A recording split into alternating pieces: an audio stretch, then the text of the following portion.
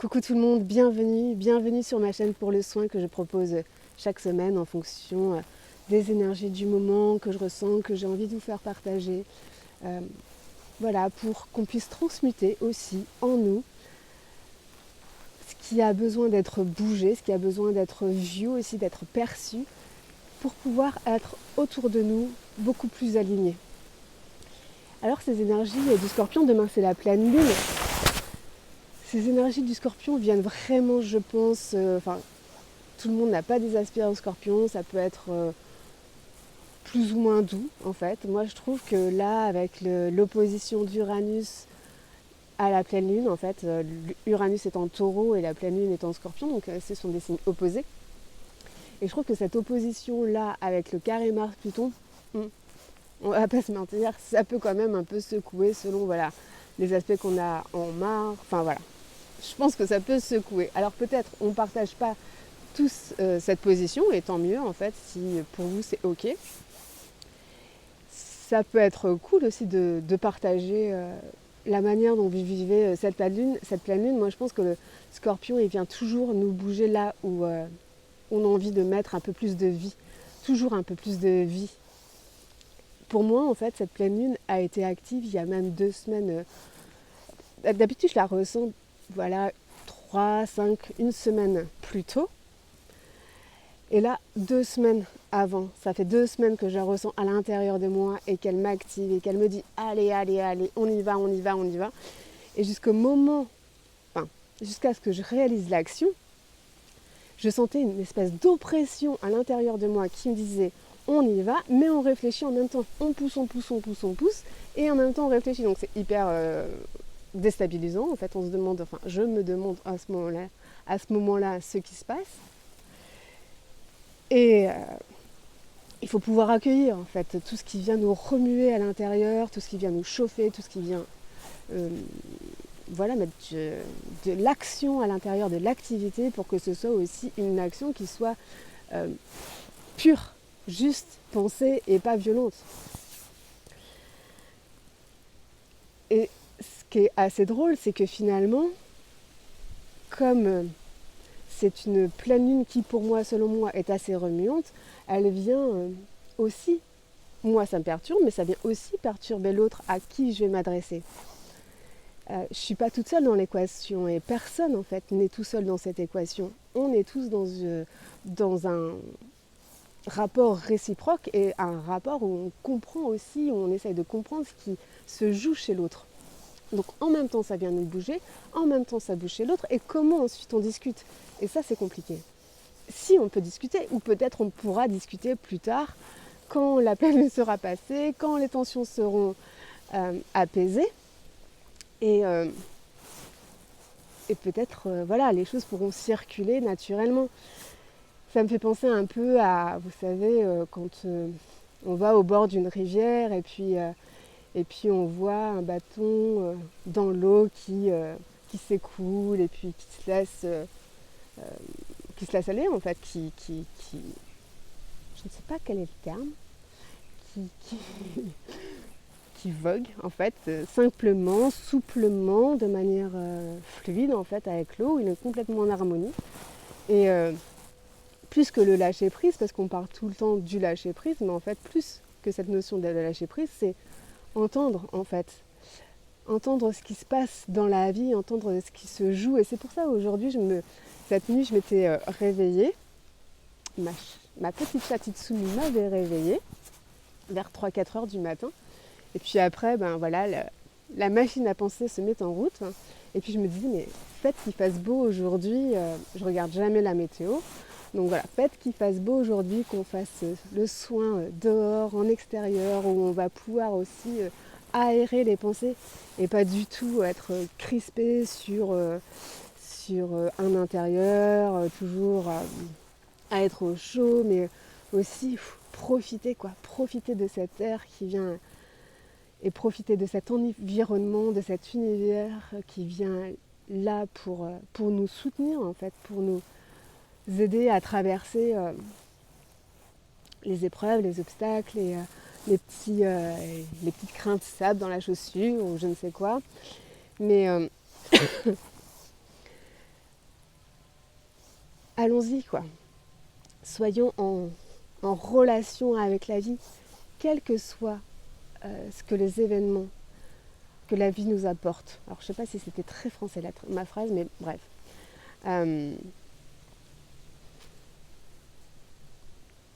Il y a vraiment cette invitation à être au plus juste de soi. Et vraiment cette année 8, je le dis depuis que je fais les vidéos, donc depuis le mois de mai, vraiment on est dans une année 8 où on est vraiment dans une question d'équilibre. Et si on n'est pas dans cette question d'équilibre, sur ce positionnement de où je me situe sur la balance, la vie va nous amener des confrontations, des discussions pour vraiment nous repositionner, nous remettre dans l'axe.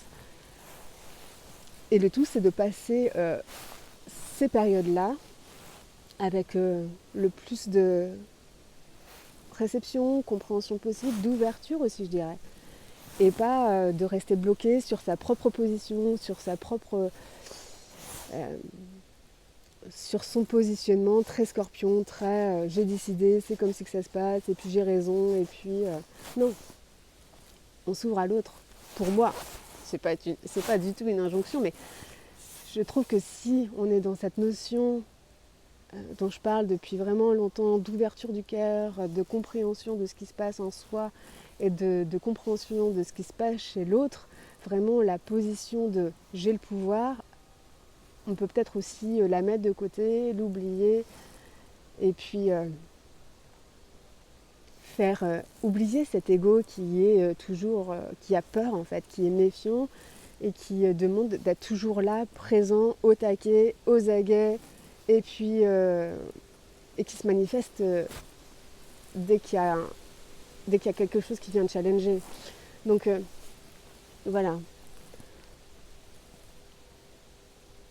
Il y a vraiment, je trouve, une invitation à suivre le chemin de l'escargot, de la lenteur, de la douceur aussi. De la douceur pour soi, toujours, d'abord, et de la douceur pour l'autre. De la compréhension de ne pas réagir sur l'instant, de laisser du temps. De laisser du temps à l'autre aussi de s'exprimer, de laisser du temps à la situation, de pouvoir naître, de pouvoir vivre.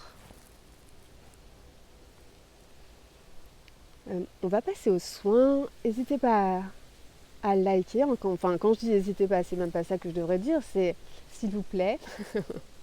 Merci de liker, de partager, de mettre un commentaire aussi. Ça serait super chouette. Moi, j'aime beaucoup.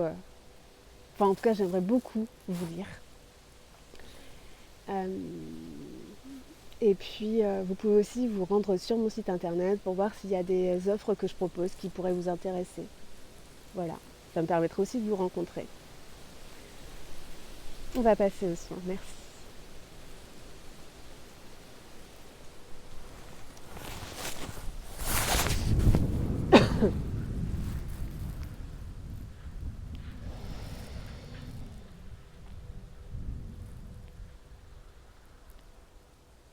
Alors vous pouvez allumer une bougie pour le soin, vous concentrer sur la flamme de cette bougie.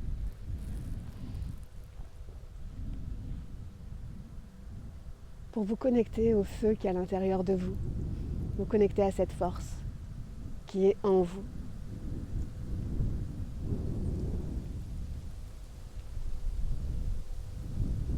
Parce que si cette force est en vous, vous n'avez pas besoin d'être dans le contrôle, elle est là. Vous n'avez pas besoin de la déployer, quand je dis la déployer, c'est de la forcer plutôt. Parce qu'elle est là, elle est en vous, elle vous permet d'agir et elle vous permet de vivre. Elle vous permet de prier à l'intérieur de vous pour rayonner ensuite. Vous pouvez vous imprégner de la flamme de cette bougie, faire jaillir ce feu.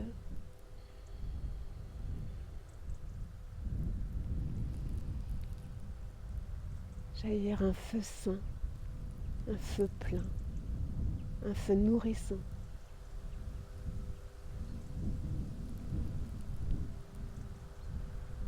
le feu qui ne sera pas dévorant,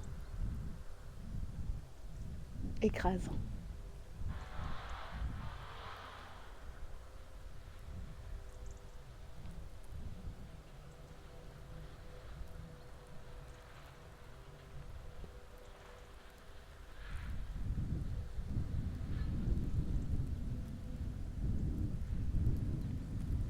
La question est, où est-ce que je me situe maintenant, entre terre et ciel?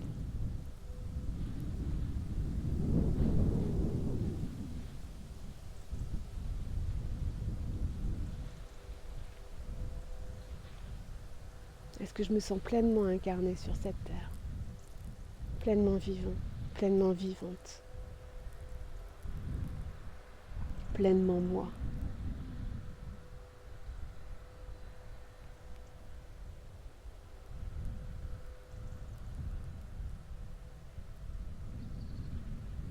En vie.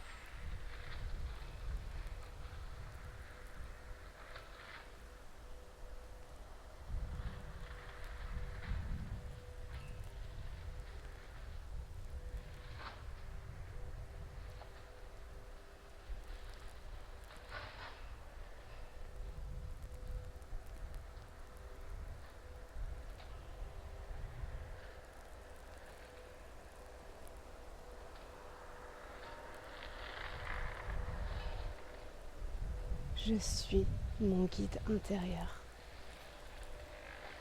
Je respecte mon guide intérieur.